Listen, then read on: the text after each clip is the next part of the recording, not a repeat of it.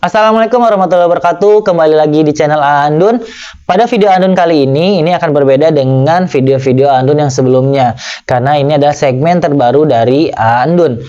Yang mana di segmen ini Andun akan berbagi cerita atau berbagi kisah dari kisah-kisah yang mungkin teman-teman sudah banyak dengar, hingga kisah-kisah yang mungkin teman-teman belum pernah dengar sama sekali. Harapannya adalah dari kisah-kisah ini teman-teman bisa mengambil pelajarannya untuk kedepannya atau untuk kebaikan teman-teman kedepannya gitu ya. Karena Andun sangat percaya setiap anak itu mempunyai hak untuk mendengarkan cerita, dan setiap cerita itu mempunyai kekuatan untuk menanamkan kebaikan. Karena sekarang masuk ke segmen cerita Andun sebelum tidur.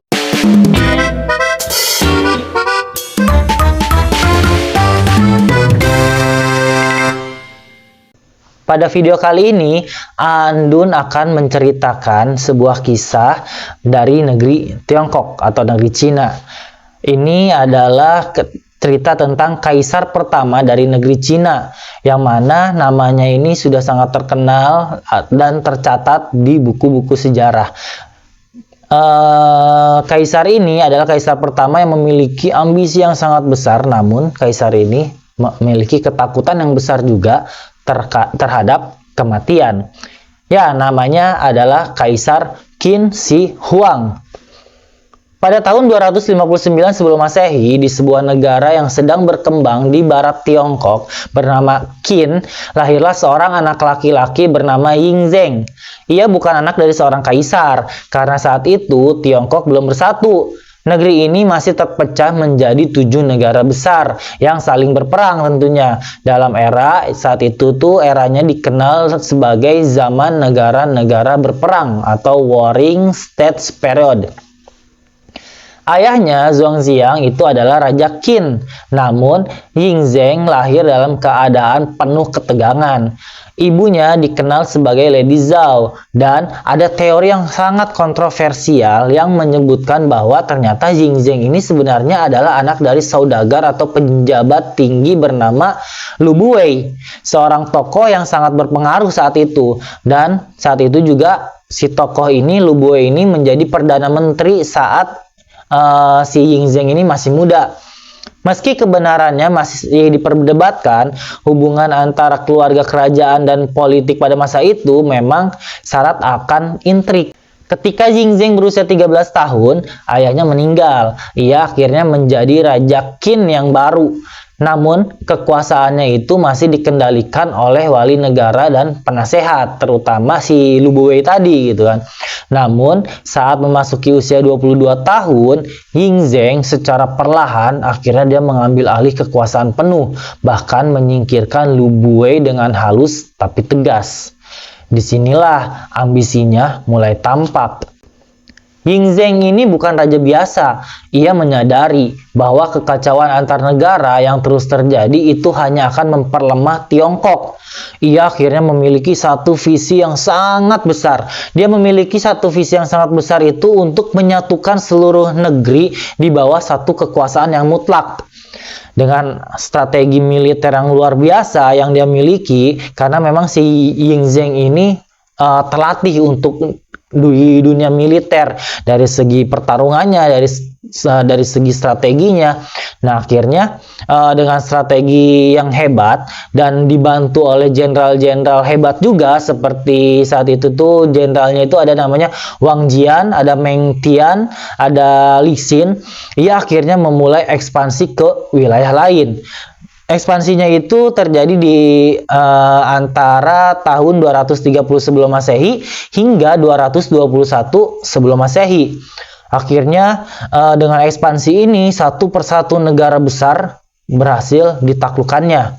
Negara Han, negara Zhao, negara Yan, negara Wei, negara Chu, dan akhirnya negara Qi. Akhirnya negara-negara itu berhasil ditaklukkan satu persatu.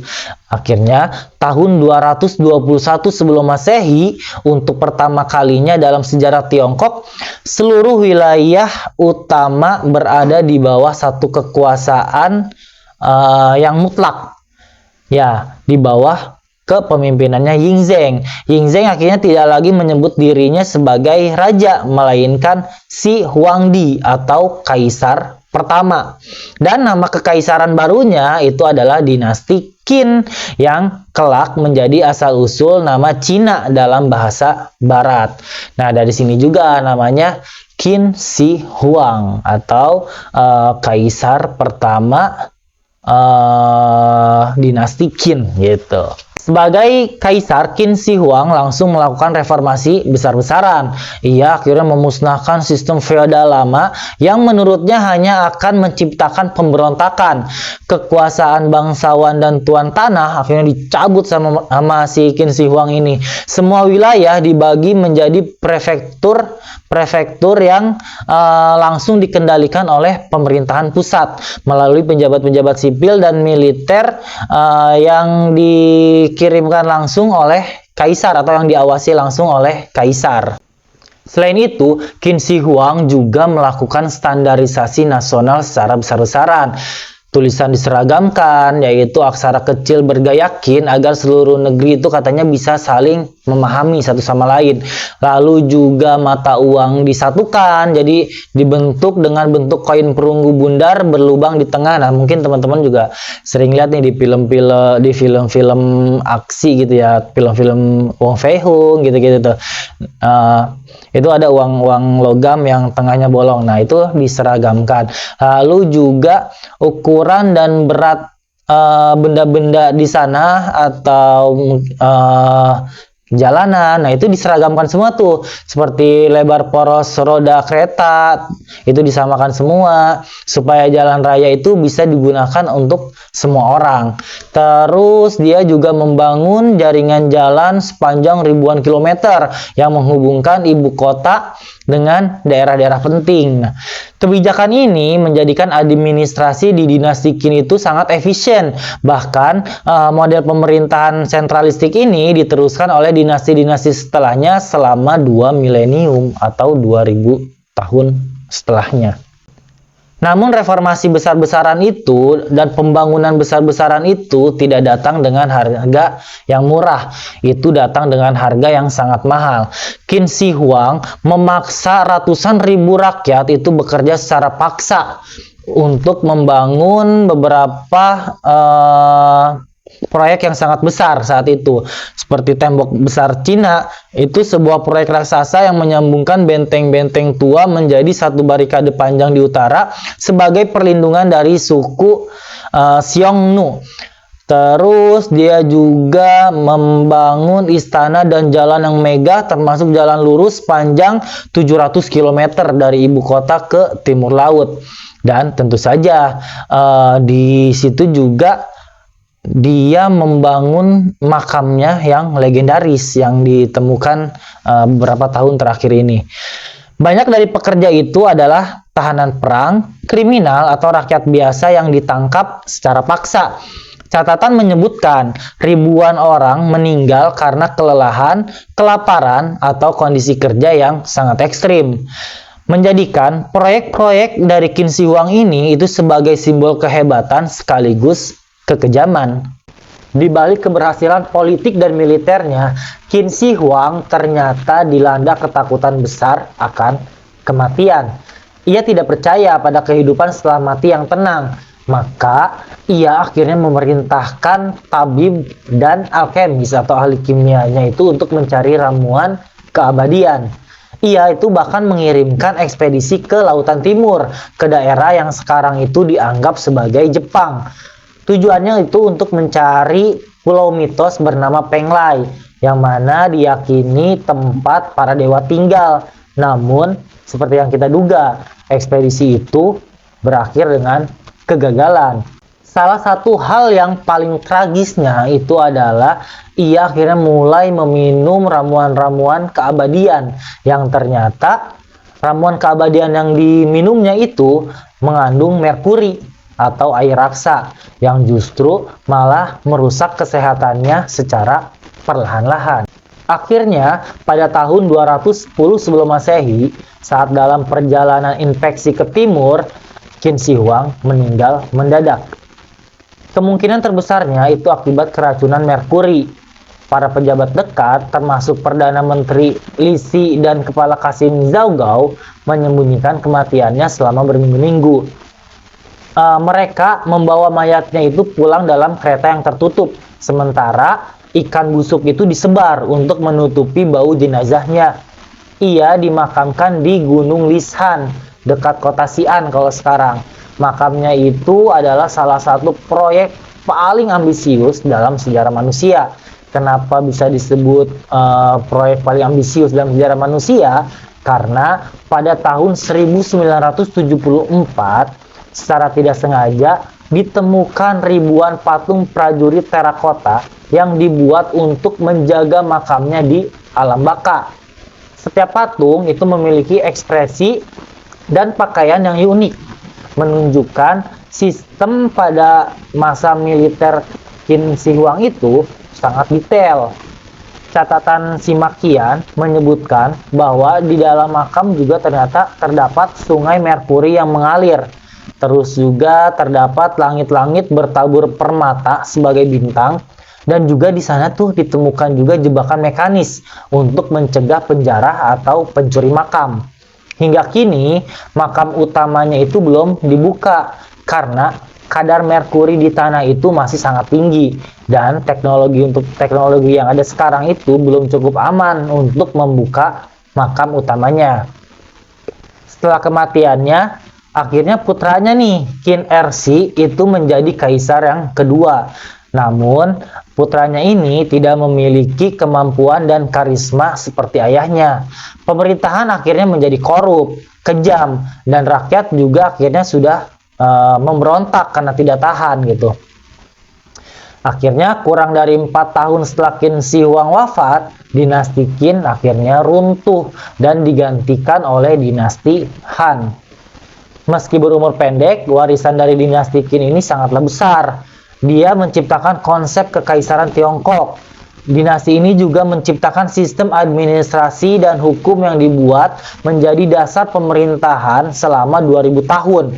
Dan dinasti ini juga yang paling mengesankannya adalah dinasti ini atau Qin Shi Huang ini membentuk identitas negara Tiongkok sebagai satu bangsa bersatu. Qin Shi Huang adalah figur yang kontroversial. Dia ini adalah seorang penakluk, seorang tiran, namun dia ini juga sekaligus seorang pembangun bangsa. Ia mewujudkan mimpi besar, namun dia juga dikejar dengan mimpi buruk tentang kematian. Ia menaklukkan dunia dalam hidupnya, tapi tetap saja tidak akan ada yang bisa menaklukkan tentang kematian. Kini, lebih dari 2200 tahun setelah kematiannya, kita masih dapat mengagumi sekaligus mempertanyakan jejak kekuasaan yang ia tinggalkan. Di sini juga kita dapat mengambil pelajaran banyak banget ya dari dinasti Qin ini atau dari si Qin Shi Huang ini. Pertama, jika kita memiliki visi, itu kita harus memiliki visi yang sangat besar. Kita harus memiliki mimpi yang sangat besar sekaligus. Dan bukan hanya harus bermimpi, bukan cuma kita harus bermimpi atau memiliki visi aja, tapi mimpi dan visi ini kita harus barengi dengan eksekusi yang cerdik, dibarengin juga dengan lingkungan yang benar-benar mendukung kita untuk mencapai visi dan misi tersebut. Nah, visi yang besar itu akan menghasilkan sesuatu yang besar juga. Seperti Qin Shi Huang, kalau misalkan mimpi kita besar, ada kemungkinan apa yang kita capai itu tidak terikat oleh waktu gitu. Jadi tidak lekang oleh waktu. Apa yang kita capai itu bisa bermanfaat atau memberikan pelajaran dari generasi ke generasi. Mudah-mudahan seperti itu. Dan juga yang kita bisa ambil pelajaran dari Qin Shi Huang, sehebat apapun kita, seberkuasa apapun kita, seberusaha apapun kita tidak akan pernah bisa menaklukkan yang namanya kematian. Siap atau tidak siap, semua orang pasti akan mengalami kematian. Makanya kita harus mempersiapkan kematian itu dengan sebaik-baiknya. Jadi kita hidup di dunia ini lakukan dengan maksimal atau dengan sebaik-baiknya. Yang paling penting adalah bermanfaatlah untuk banyak orang gitu. Nah, itu aja mungkin cerita dari Qin Shi Huang hari ini, atau cerita dari Andun kali ini. Semoga dapat memberikan banyak pelajaran buat teman-teman semua. Tapi sebelumnya jangan lupa juga nih di like, comment, subscribe dulu videonya dan di share ke sebanyak-banyaknya supaya channel ini juga bisa berkembang, dan supaya kalau misalnya ada cerita-cerita terbaru dari Andun, teman-teman juga bisa langsung tahu atau bisa langsung dapat notifikasinya. Itu aja mungkin video Andun kali ini. Sampai bertemu di video-video Andun selanjutnya. Bye bye. Bismika Allah ma'aya wa bismika amin amin.